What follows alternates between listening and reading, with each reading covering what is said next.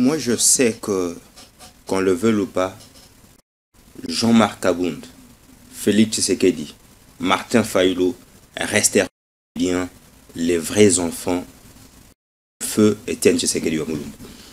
Aujourd'hui, Tshisekedi a fait l'appel, il y a eu des résistances, Fayulu a fait un appel, ils se sont rencontrés avec Tshisekedi. D'ailleurs, alors que Fayulu faisait l'opposition, Jean-Marc Abound était avec Félix Tshisekedi.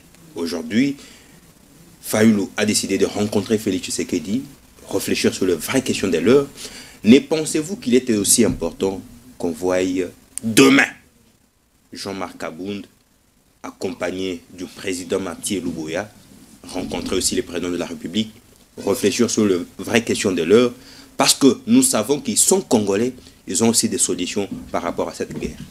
D'abord, avant de répondre à votre question, je tiens d'abord à balayer les propos de mon co-débatteur. Allez-y. Il dit, bon, il est ici en train de se contredire. Pourquoi il se contredit? Il dit que Fayulu ne devait pas rencontrer Félix, il a trahi les combats. Il dit encore, non, Fayulu devait rencontrer Félix. Pourquoi? Parce que le débat a été ouvert à tous les Congolais.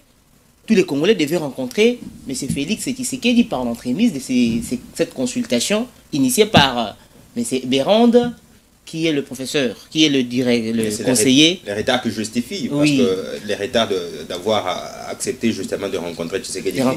Non, c'est tout justement la même chose. C'est-à-dire que les consultations qui ont été initiées par le professeur Bérande, c'est la suite même de ces consultations, c'est qu'a fait Martin Fayulu. Mon co-débatteur, ici, est en train d'attaquer Fayulu, d'une part. Et d'autre part, il dit encore que Fayulu devait rencontrer Félix Tshisekedi. Pourquoi? Parce que c'est un Congolais. D'abord, moi, je réponds maintenant à la question concernant votre question, concernant votre thématique. Je réponds. Fayulu, c'est un Congolais, mais qui n'est pas crédible dans ses dires et dans sa façon de faire les choses.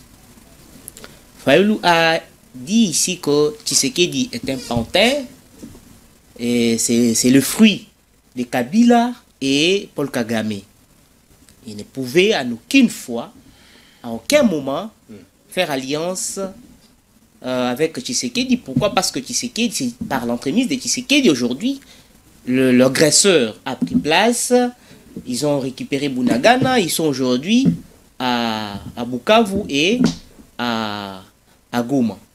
Alors, Fayulu a dit que c'est par l'entremise de Kabila et l'entremise de Paul Kagame. C'est-à-dire que Tshisekedi était le fruit de Paul Kagame. Fayulu dit encore, il cherche comment rencontrer Tshisekedi. Il fait des demandes à tout moment. Comment il va rencontrer Tshisekedi? Et Tshisekedi n'ouvre pas de portes. Tshisekedi ferme des portes, il cherche des consultations à tout moment. Non, je vais rencontrer le président pour qu'il y ait solution, pour qu'il y ait cohésion. Le président de la République ferme des portes. Et Fayulu constate que les rebelles ont récupéré le ville, ont récupéré presque plusieurs villes. Aujourd'hui, Fayulu prend l'initiative, prend le couloir de rencontrer Tshisekedi. Oui, il a rencontré Tshisekedi, mais c'est par l'entremise de ces rebelles que Fayulu a rencontré Tshisekedi et que Tshisekedi a ouvert des portes. Pourquoi? Parce que Tshisekedi se voyait seul dans son coin et il a directement accepté de rencontrer Fayulu.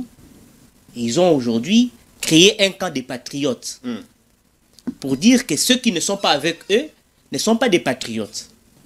Et les camps qu'ils ont créés des patriotes, moi je me pose des questions et je réponds à ces questions. Vous créez un camp avec Fayulu qui n'a même pas la force de chasser les troupes armées étrangères qui sont sur le sol congolais. Avec Fayulu qui n'a pas la possibilité de chasser les belligérants qui sont à l'est de la République démocratique du Congo.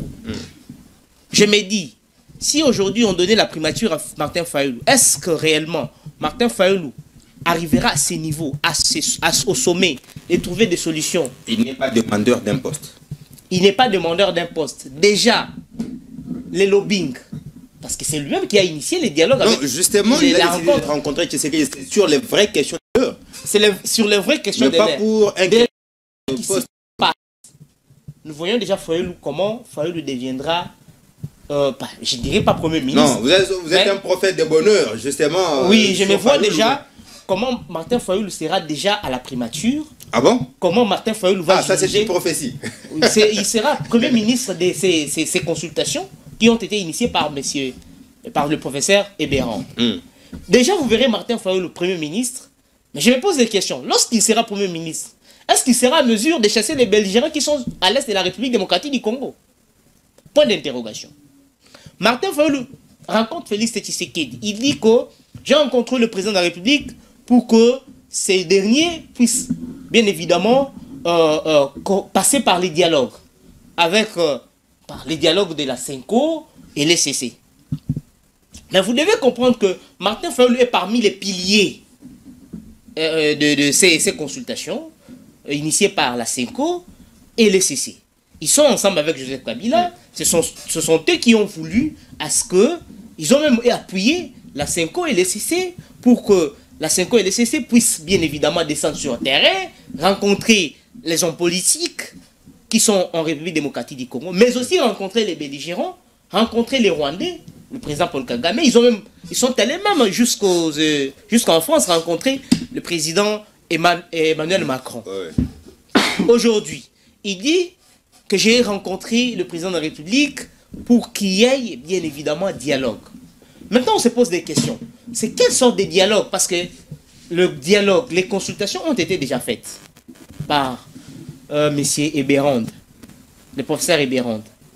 La CENCO et les CC ont déjà effectué leur descente. Ils ont effectué leur descente, ils ont récolté des données. Aujourd'hui, le belligérant, les troupes étrangères sont toujours sur les sols congolais. Aujourd'hui, ils sont allés à Doha, c'est-à-dire les belligérants et les pouvoirs en place se sont rencontrés à Doha. Ils n'ont pas trouvé un compromis. Nous, avec notre allié principal, qui est l'honorable Jean-Marc Aboun, nous avons été contre cette rencontre à Doha. Et pour trouver solution, la solution ne viendra ni de Martin Fayoulou. Pourquoi? Parce que Martin Fayoulou n'a jamais été fidèle à ses propos. C'est quelqu'un qui dit aujourd'hui bonjour, et demain viendra dire encore bonsoir. Et c'est quelqu'un qui dit aujourd'hui X, et viendra demain pour changer Y. C'est-à-dire quelqu'un qui n'est pas constant dans son combat, constant dans ce qu'il fait ou ce qu'il cherche. Alors, pour trouver solution à ces fléaux, à ces soucis que nous avons en République démocratique du Congo, ce n'est pas de rencontrer Félix Tshisekedi de manière individuelle comme l'a fait Martin Fayoulou. Non. Tshisekedi, c'est quelqu'un qu'il faut rencontrer au niveau des dialogues. Dialoguer avec Félix Tshisekedi. Est-ce qu'on se comprend un peu? Et l'honorable Jean-Marc Aboun, notre allié principal, a proposé des pistes de solutions, qui sont les dialogues à double niveau. Il a proposé, bien évidemment, un dialogue à double niveau.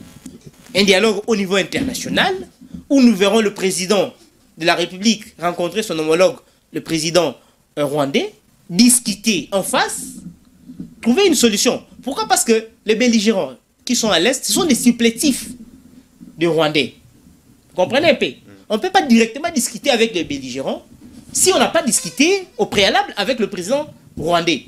Il faut commencer préalablement à discuter avec le président rwandais, trouver une solution et venir maintenant avec, dans ces dialogues que nous appelons un dialogue interne, où nous verrons, bien évidemment, toutes les parties composantes.